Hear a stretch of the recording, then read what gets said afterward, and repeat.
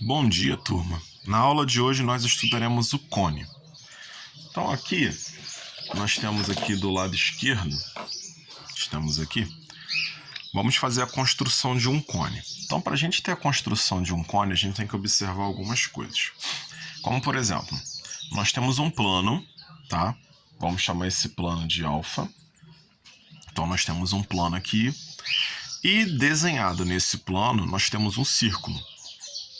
Esse círculo tem centro O e a medida do raio é R. E fora desse plano, nós temos um ponto chamado V. Então, o que vai acontecer? O que vai ser o cone? O cone ele vai ser a reunião desse ponto com esse círculo que está no plano alfa. E como que vai ser feita essa reunião, essa união desse ponto com esse círculo? Nós vamos produzir vários feixes, tá? Em direção a esse círculo. Então, esse ponto vai ser traçado aqui vários segmentos de reta por todo esse círculo que formará a figura do cone.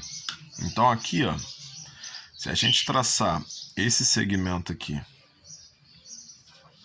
e esse segmento aqui, a gente já tem aqui representado a figura de um cone. Mais para cá. Então, nós temos a figura de um cone, tá? Então, isso aqui é a construção de um cone.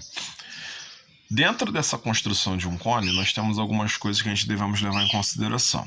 Como, por exemplo, qualquer segmento que saia do vértice e vá de encontro a essa circunferência desse círculo, ele é chamado de geratriz, tá?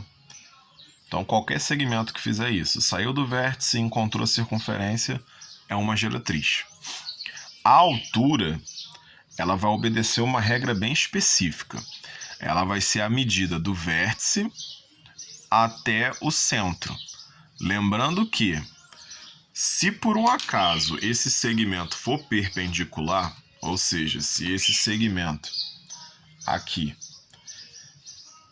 for perpendicular, vai ser do vértice até o centro. Se não for, você vai ser do vértice até o plano.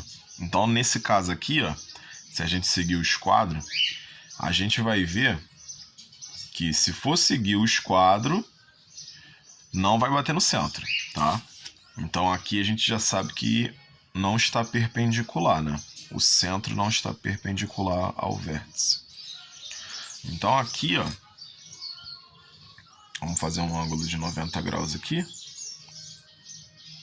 Então, essa é a altura desse cone. Muitas vezes, para não ficar essa figura estranha, as pessoas representam a altura fora do cone. Então, é só fazer um prolongamento aqui do raio, né? Faz um prolongamento aqui do vértice e a gente representa com uma seta dupla, né? Assim. Então, aqui é a altura deste cone, tá? Se por um acaso o vértice estiver perpendicular com o centro, aí vai ser exatamente em cima do centro. Mas como aqui no caso não é, então vai ser fora do centro. Então, quais são os elementos que a gente consegue ver aqui? Nós temos o vértice do cone, que é a ponta do cone. Nós temos o centro da base do cone, que vai ser o centro do círculo.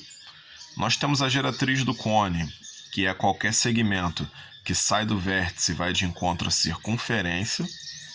Nós temos a altura do cone, que vai ser o segmento saindo do vértice de encontro ao plano alfa, formando um ângulo de 90 graus.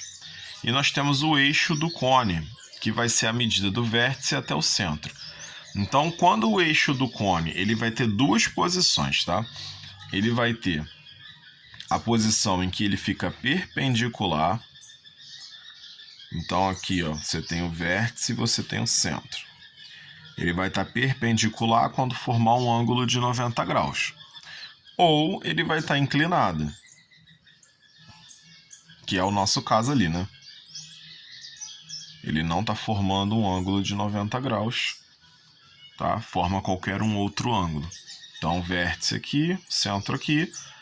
Se não estiver formando ângulo de 90, o eixo está inclinado. Se estiver formando ângulo de 90, o eixo não está inclinado, ele está reto. Agora vamos classificar os cones. A classificação dos cones é justamente em cima do eixo do cone. Então ele é chamado de reto quando o eixo do cone é perpendicular e ele é chamado de oblíquo quando o eixo do cone está inclinado. Então aqui a gente pode observar os dois cones, né? Esse daqui é o cone reto, tá vendo? O eixo dele aqui, ó, ele é perpendicular ao centro do cone. Então aqui a gente tem, ó, que por coincidência o eixo vai ser a altura, que foi o que eu falei aqui antes, tá vendo? Então quando o eixo for reto, vai ser perpendicular, que vai bater certinho com a altura. E nós podemos aqui observar a relação do Teorema de Pitágoras, porque nós temos aqui, né, a formação de um triângulo retângulo, ó, dessas três medidas, da altura, do raio e da geratriz.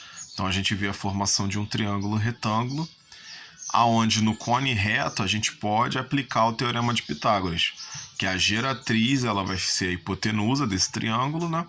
E a altura e o raio serão os catetos. Então a gente vê que isso aqui a gente pode empregar no cone reto. Já no cone oblíquo, o que vai acontecer? O vértice e o centro do cone, eles não são perpendiculares, ou seja, não estão formando esse ângulo de 90 graus aqui. Então a gente vai ter uma leve inclinação, tá? Para a direita ou para a esquerda, vai depender do cone. A geratriz continua sendo a mesma coisa, que vai ser o segmento do vértice até a circunferência. Porém, a altura ela vai ficar fora desse cone, porque a altura ela vai ser sempre a distância do vértice até o plano alfa, tá? Então aqui, ó, essa distância aqui não é a mesma dessa daqui, tá? Então vocês podem verificar que isso aqui é um tamanho, esse aqui é outro. Agora a seção meridiana. Vamos dizer que você pegou esse círculo, tá? Esse círculo não, esse cone, um cone reto, tá? Pegamos um cone reto e dividimos esse cone ao meio, tá?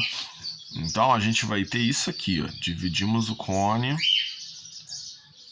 ao meio. O que nós enxergamos é isso aqui. Foi dividido o cone ao meio. Então essa é a visão que a gente vai ter do cone, certo? Então aqui, ó, o cone foi cortado no meio. Então cortando o cone ao meio, ficaram dois cones, né?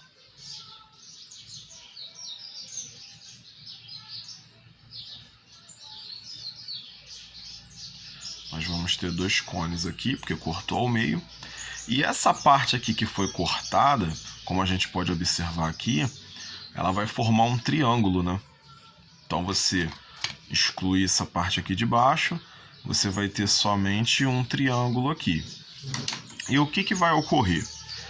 Quando a geratriz tiver o mesmo tamanho que o diâmetro desse círculo, ou seja, o tamanho de dois raios, esse cone ele vai ser chamado de cone equilátero, tá? Então toda vez que a geratriz, que é esse segmento aqui, ela tiver o dobro do tamanho do raio ou o tamanho do diâmetro, tá? Que é isso aqui tudo, a gente chama de cone equilátero. Então são coisas que a gente pode observar pelas medidas que vão ser dadas do cone, tá? Então essa daqui, gente, é a introdução sobre o cone, e na próxima aula de geometria a gente vai aprender a calcular a área do cone.